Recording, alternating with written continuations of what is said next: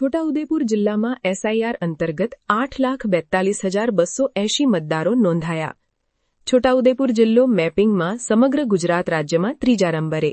છોટાઉદેપુર જિલ્લામાં એસઆઈઆર અંતર્ગત 8,42,280 મતદારો નોંધાયા, જેમાંથી 92.24% એટલે કે 7,76,945 મતદારોને ડિજિટાઇઝડ કરાયા.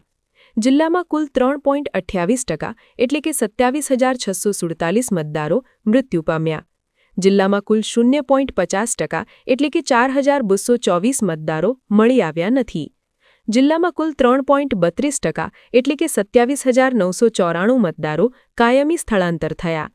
કુલ 7.76% એટલે કે 65,336 મતદારોના ફોર્મ નથી ભરાયા.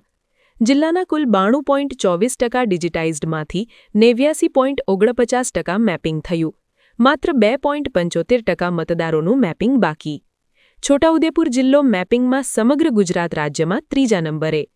આ એસઆઈઆરનો આશય લાયક મતદાર રહી ન જવો જોઈએ અને ગેરલાયક મતદારનો સમાવેશ થવો ન જોઈએ. નમસ્કાર. ભારતના ચૂંટણી પંચ દ્વારા 1/1/2026ની લાયકાતની તારીખમાં સંદર્ભના મતદાર યાદીનો ખાસ સઘન સુધારણા કાર્યક્રમ જાહેર કરવામાં આવેલ છે. હાઉસ ટુ હાઉસ ગણતરીનો સમય 4/11/2025થી 14/12/2025 સુધીના હતા. આ પ્રક્રિયા પૂરી થઈ ગઈ છે. આજે ડ્રાફ્ટ રોલના પબ્લિકેશન છે. એના પછી 19/12/2025થી 18/1/2026 સુધી ક્લેમ્સ અને ઓબ્જેક્શન્સની ફેઝ આવશે. 19/12/2025થી 10/2/2026 સુધી નોટિસ ઇસ્યુ, સુનાવણી અને ચકાસણીની ફેઝ છે. એના પછી 17/2/2026ના રોજ ફાઇનલ ઇલેક્ટોરલ રોલ પબ્લિશ થવાના છે. એન્યુમરેશન ફેઝ અંતર્ગત આપણા જિલ્લાને બહુ સારી કામગીરી કરી છે.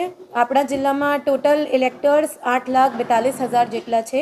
એમાંથી 7,76,945 એન્યુમરેશન ફોર્મ્સ ડિજિટાઇઝ થયા છે, જે ખરેખર 92.24% છે. આ બહુ સરસ છે. આખા સ્ટેટમાં 3rd નંબર ઉપર છે.